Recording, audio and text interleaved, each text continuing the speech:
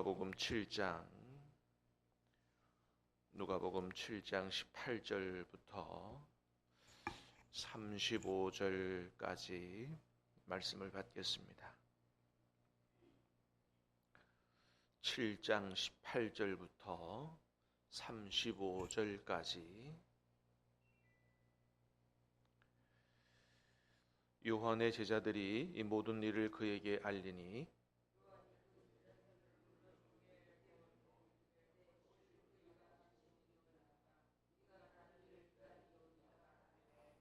그들이 예수께 나아가 이르되 세례 요한이 우리를 보내어 당신께 여쭈어보라고 하기를 오실 그이가 당신이 오니까 우리가 다른 일을 기다리오리까 하더이다 하니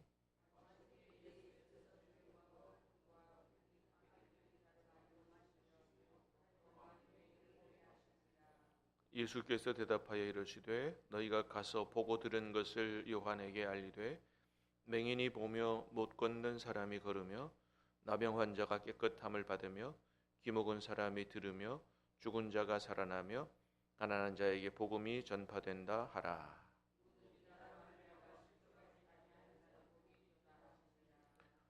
요한이 보낸 자가 떠난 후에 예수께서 무리에게 요한에 대하여 말씀하시되 너희가 무엇을 보려고 광야에 나갔더냐? 바람에 흔들리는 갈대냐?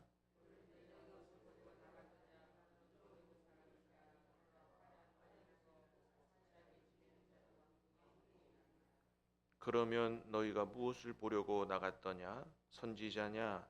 옳다 내가 너희에게 이르노니 선지자보다도 훌륭한 자니라.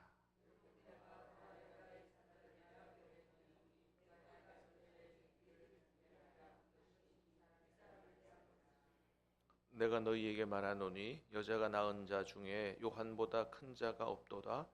그러나 하나님 나라에서는 극히 작은 자라도 그보다 크니라 하시니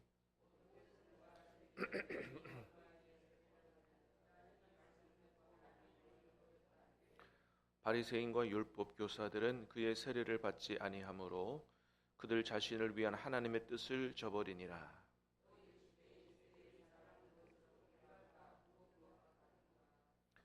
비유하건대 아이들이 장터에 앉아 서로 불러 이르되 우리가 너희를 향하여 피리를 불어도 너희가 춤추지 않고 우리가 곡하여도 너희가 울지 아니하였다 함과 같도다.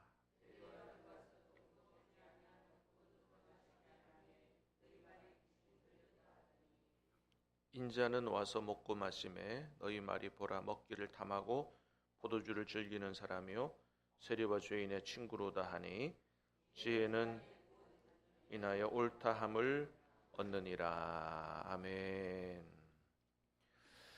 자, 오늘 말씀에는 예수님께서 세례 요한의 질문에 답을 하시면서 예수님이 누구신가 하는 것을 아주 분명하게 보여주시는 그런 말씀입니다. 자, 18절 19절 두 절 말씀 봅니다. 시작. 요한의 제자들이 이 모든 일을 그에게 알리니 요한이 그 제자 중 둘을 불러 주께 보내어 이르되 오실 그이가 당신이 오니까 우리가 다른 일을 기다리오니까 하라 하매. 자, 요한의 제자들이 이 모든 일을 그에게 알리니, 그러니까 이제 예수님께서 오셔서 하셨던 일들, 누가복음 이제 오늘 본문 앞에 있는 이야기들을 쭉 읽어보면 그런 내용입니다. 주로 예수님께서 하시는 일들이 병자들을 고치고 또 많은 사람들이 손가락질하고 거리끼는 세리 죄인들 만나서 같이 식사하고 친구가 되고 이런 일들을 많이 하셨거든요. 근데 이제 세례 요한이 생각할 때 예수님은 자기 뒤에 오시는 분이고 자기는 그분의 신들매도 감당치 못할 그런 메시아고 말라기에서 예언된 바로 그 하나님이다. 이런 생각을 가지고 있는데 그분은 이 땅에 오시면 말라기의 4장에서도 어떻게 예언되고 있냐 하면 여호와의 크고 두려운 날이 이르기 전에 내가 선지 엘리야를 너희에게 보내니 회개하라. 회개하지 아니하면 내가 저주로 와서 땅을 칠까 하노라. 이런 말씀이 있거든요. 요 말라기 4장입니다. 네. 그래서 내 뒤에 하나님이 오시면 의인은 구원하시고 죄인은 심판하시는 이런 일을 행하셔야 되는데, 오셔서 뭐 병자 고치고 죄인을 심판하시기는커녕 세리와 죄인들 만나서 식사하시고 친구 되시고 이런단 말이죠. 그러니까 세례 요한이 볼 때 헷갈리는 거예요. 예수님이 그분이라고 알고 있는데 와서 하시는 것은 내 기대하고는 전혀 다르다 이거죠. 그래서 제자들을 불러다가 예수님께 보내서 여쭤보는 거예요. 예수님, 당신이 오시겠다고 한, 구약 성경에서 오시겠다고 한 그분입니까? 그 하나님이 맞습니까? 아니면 다른 분을 기다려야 됩니까? 그런 질문을 한 거죠. 자, 그에 대해서 예수님이 어떻게 대답하세요? 21절부터 23절까지 시작. 마침 그때에 예수께서 질병과 고통 및 악귀 들린 자를 많이 고치시며 또 많은 맹인을 보게 하신지라. 예수께서 대답하여 이르시되 너희가 가서 보고 들은 것을 요한에게 알리되 맹인이 보며 못 걷는 사람이 걸으며 나병 환자가 깨끗함을 받으며 기먹은 사람이 들으며 죽은 자가 살아나며 가난한 자에게 복음이 전파된다 하라. 누구든지 나로 말미암아 실족하지 아니하는 자는 복이 있도다 하시니라. 아멘. 자, 예수님이 그때 마침 뭘 많이 하셨다고요?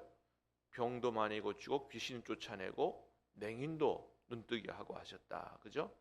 그러면서 예수님 하시는 말씀이 너희가 보고 들은 걸 가서 너희 선생 세례 요한에게 얘기해라. 맹인이 보며 못 걷는 사람이 걸으며 나병 환자가 깨끗함을 받으며 귀먹은 사람이 들으며 죽은 자가 살아나며 가난한 자에게 복음이 전파된다 하라. 자, 여기에 나온 내용들은 구약 성경에 예언된 건데 주로 누가 오면 이루어지는 일이라고 예언되어져 있냐 하면 메시아가 오거나 하나님이 오셔야 하시는 일이라고 기록이 되어 있습니다. 그러니까 내가 하나님이다 직접적으로 얘기는 안 하셨지만 이건 누구나 뻔히 아는 거기 때문에 예수님이 누구시라고 분명히 얘기하시는 거예요. 내가 오리라고 한 하나님이다. 이걸 분명히 얘기하는 거거든요. 자, 그 중에 여러분 어떤 게 있어요? 뭐 못 걷는 사람, 나병 환자 쭉 있지만 죽은 자가 살아나며 죽은 자를 살리는 건 누구만 할 수 있는 일입니까? 이건 하나님만 하실 수 있는 일이거든요. 이건 뭐 누가 봐도 이건 뭐 그런 거거든요. 그러니까 예수님 말씀하시는 거예요. 내가 곧 이 땅에 오겠다고 한 하나님이다라고 하는 것을 분명히 말씀을 해 주시는 것입니다. 자, 그러면서 예수님이 요한에 대한 평가를 하세요. 24절부터 26절까지 볼까요? 시작. 요한이 보낸 자가 떠난 후에 예수께서 무리에게 요한에 대하여 말씀하시되 너희가 무엇을 보려고 광야에 나갔더냐? 바람에 흔들리는 갈대냐?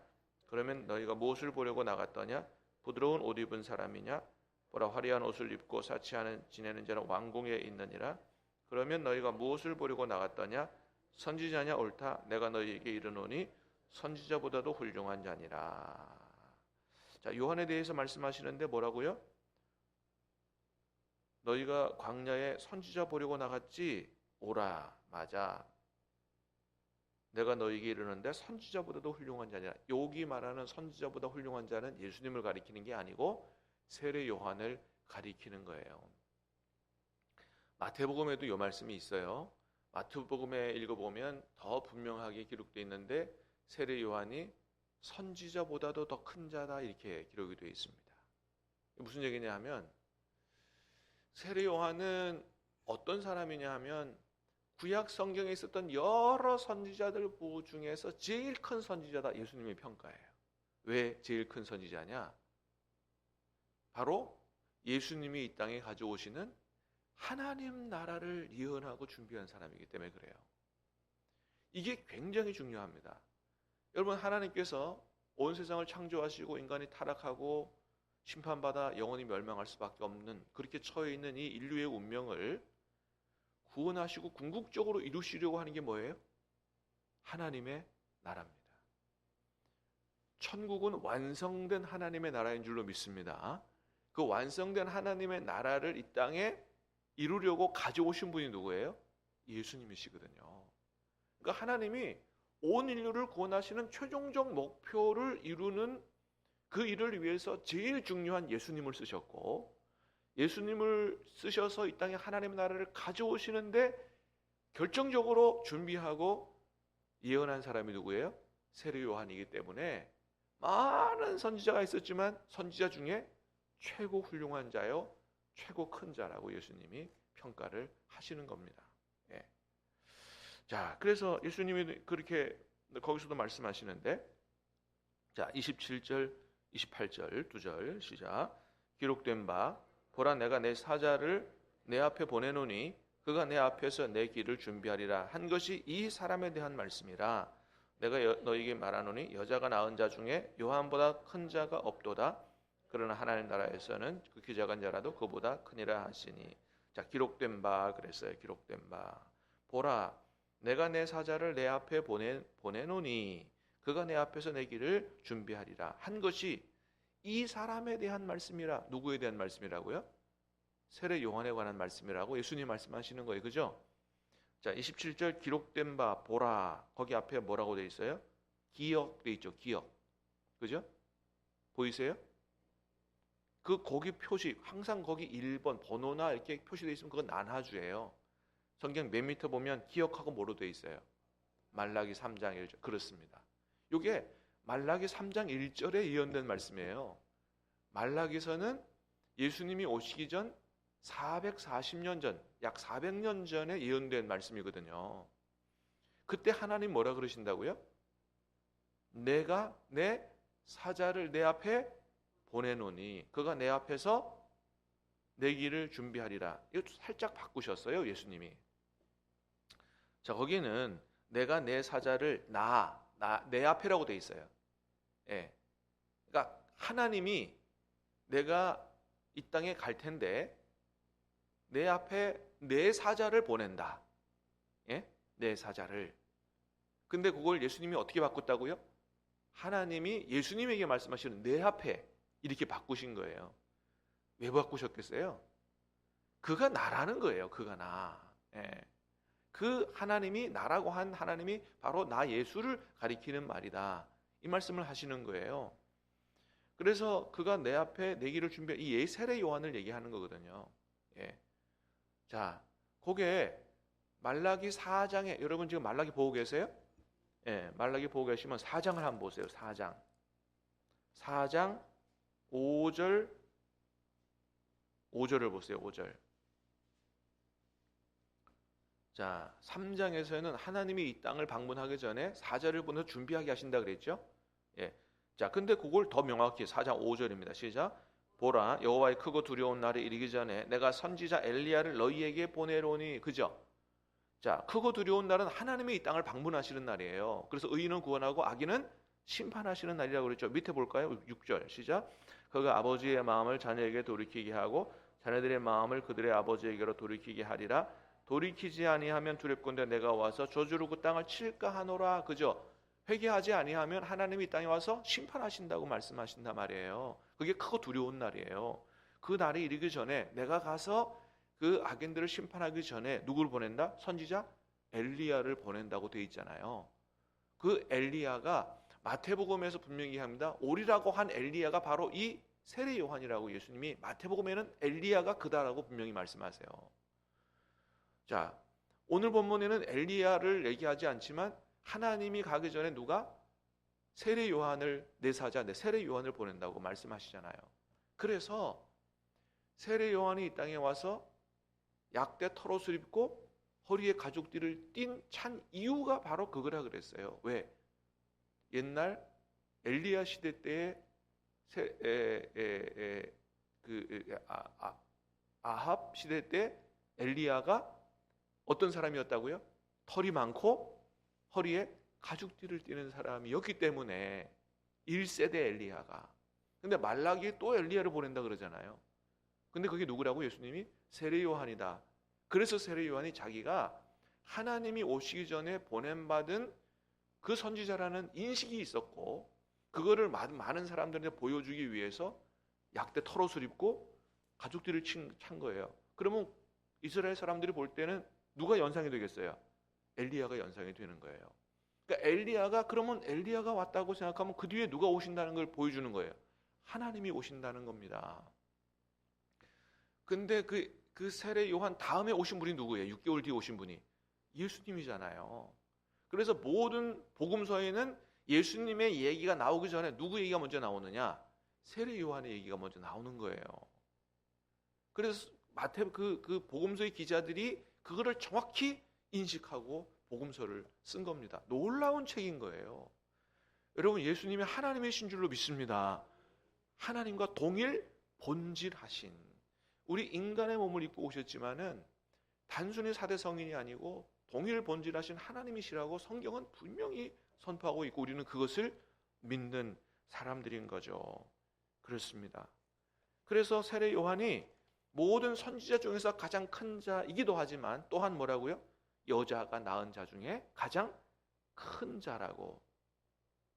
그가 한 일 때문에 그런 거예요. 하나님 나라를 준비하고 모든 사람을 회개시키고 이렇게 한. 그러니까 오늘날도 마찬가지죠. 오늘날도 우리가 예수님의 재림을 기다리면서 그렇게 완성될 하나님의 나라를 준비하고 많은 사람에게 복음을 전하고 그들을 구원하는 일을, 회개하는 일을 하게 했다. 세례 요한과 같은 그런 칭찬을 받을 수 있는 겁니다.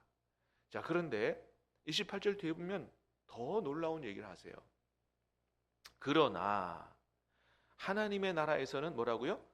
극히 작은 자라도 세례 요한보다 큰 자라고 얘기하십니다. 이게 놀라운 겁니다. 세례 요한이 여자가 낳은 자 중에 가장 큰데, 그러나 하나님의 나라에서는 가장 작은 자라도 세례 요한보다 더 큰 자라는 거예요. 그러니까 속된 말로 어디 들어간 사람이 최고 장땡이에요? 하나님 나라에 들어간 사람이 최고 장땡인 거예요. 속된 말로 여러분. 다시 말하면 하나님 나라에 들어간 자가 누구예요? 예수님 믿고 구원받고 하나님의 나라를 경험하고 사는 사람이에요. 할렐루야. 여러분, 예수님 믿고 하나님의 나라를 경험하고 삽니까? 그렇다면 저와 여러분들은 세례 요한보다도 더 크고 복을 받은 사람들인 줄로 믿으시기를 바랍니다. 왜요?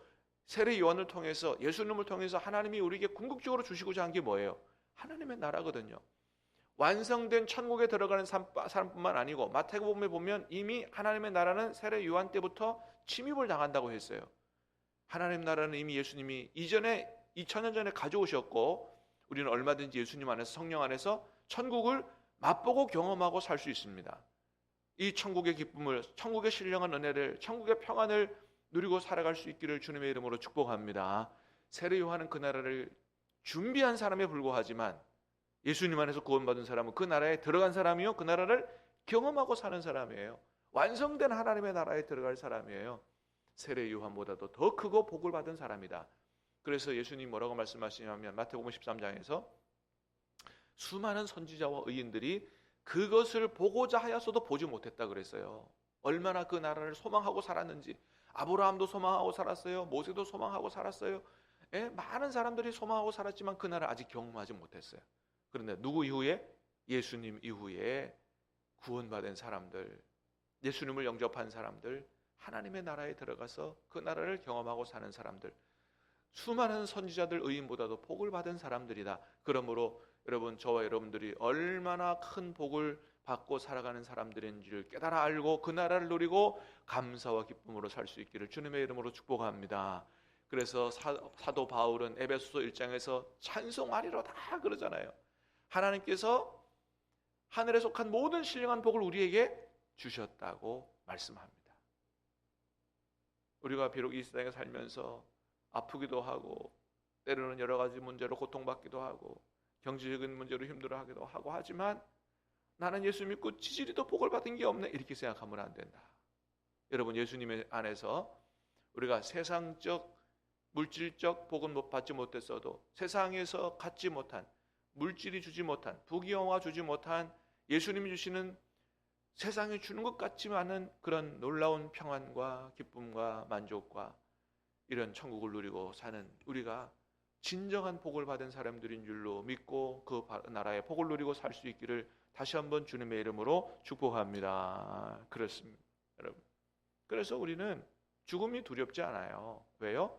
나에게 하나님이 약속하신 그 나라가 분명하게 있기 때문에, 내 안에 주님이 계심이 확실히 믿어지기 때문에 두렵지 않다. 얼마나 복을 받은 건지 모른다 하는 것입니다. 자, 그러면서 이렇게 예수님이 가져오신 하나님의 나라가 놀라운데 이것을 받아들이지 않고 믿지 않는 사람들에 대해서 예수님이 책망을 하십니다. 자, 30절입니다. 시작. 바리새인과 율법 교사들은 그 세례를 받지 아니하므로 그들 자신을 위한 하나님의 뜻을 저버리니라. 예, 세례 요한의 회개를 받지 않아요. 회개의 세례를 받지 않아요. 또 이 하나님에 대한, 하나님 나라에 대한 이 복음 선포, 예수님에 대한 가르침에 대해서 무반응해요. 31절 32절 시작. 또 이르시되 이 세대의 사람을 무엇으로 비유할까? 무엇과 같은가? 비유하건대 아이들이 장터에 앉아 서로 불러 이르되 우리가 너희를 향하여 피리를 불어도 너희가 춤추지 않고 곡하여도 너희가 울지 아니하였다 함과 같도다. 아무리 복음을 전파하고 예수님 믿으라 그러고 전도해도, 예수님이 와서 전도해도 안 받아들이는 거예요. 반응하지 않아요. 여러분, 어떤 사람이 구원받아요? 하나님 나라에 반응하는 사람, 말씀에 반응하는 사람, 복음에 반응하는 사람들이에요. 여러분, 하나님 말씀을 많이 들으시면서도 반응하지 않으면 안 돼요. 하나님 말씀에 꼭 반응하시기를 바랍니다. 예, 하나님 말씀하시면 반응해야 돼요. 자, 그리고 무조건 비난하기에 급급하죠. 33절 34절 시작. 세례 요한이 와서 떡도 먹지 아니하며 포도주도 마시지 아니하매 너희 말이 귀신이 들렸다 하더니 인자가 와서 먹고 마시매 너희 말이 보라 먹기를 탐하고 포도주를 즐기는 사람이요 세리와 죄인의 친구로다 하니. 자, 세례 요한의 말에 좀 내 생각하고 다르고 예수님이 하시는 것이 좀 내 마음에 안 들다 할지라도 좀 귀를 기울이고 들여보면, 그죠? 그러면 회개도 하고 예수님도 만나고 구원도 받을 텐데, 그러지 않아요. 딱 마음을 닫고 무조건 비난하기에 급급해요. 이런 자세를 가져서는 안 된다라고 하는 거죠. 여러분, 지금 우리나라의 많은 사람들이 이런 자세를 가지고 살아가요. 그렇기 때문에 큰 어려움에 처하는 거예요. 특별히 이번에 우리 이제 3.1절 지나고 이제 그래서 그 나라 사랑에 관한 설교를 하겠지만, 우리나라의 문제는 우파와 좌파의 문제가 아니에요. 여러분, 좌와 우가 다 같이 있어야 됩니다. 다 같이. 우파만 있고 좌파만 있어서 되는 게 아니고, 여러분, 소위 말하는 우파 보수가 100% 맞아요? 틀린 거 하나도 없어요? 아니잖아요. 우파 보수도 100점짜리가 아니에요. 그러면 뭐가 있어야 돼요? 우파 보수에 모자라는 좌파 진보가 있어야 되는 거거든요. 여러분, 우리 몸을 보세요. 한쪽만, 오른쪽만 있으면 어떻게 돼요? 왼쪽이 없어요. 어떻게 돼요? 이게 정상이에요? 아니잖아요. 우와 좌가 같이 있어야지 이게 똑바로 걷는 거 아니에요. 항상 같이 있어야 되는 겁니다. 근데 문제는 뭐예요? 한쪽으로 치우치는 게 문제인 거예요. 오른쪽으로 치우치는 게 문제인 거예요. 왼쪽으로 치우치는 게 문제예요. 하나님 뭐라고 말씀하세요? 좌우로 치우치지 말라고 하시잖아요. 그러니까 극우와 극좌가 문제인 거예요. 이 극우와 극좌들은 어떤 태도를 취해요? 무조건 자기들이 옳아. 좌쪽은 무조건 잘못됐어. 들으려고 하지 않아요.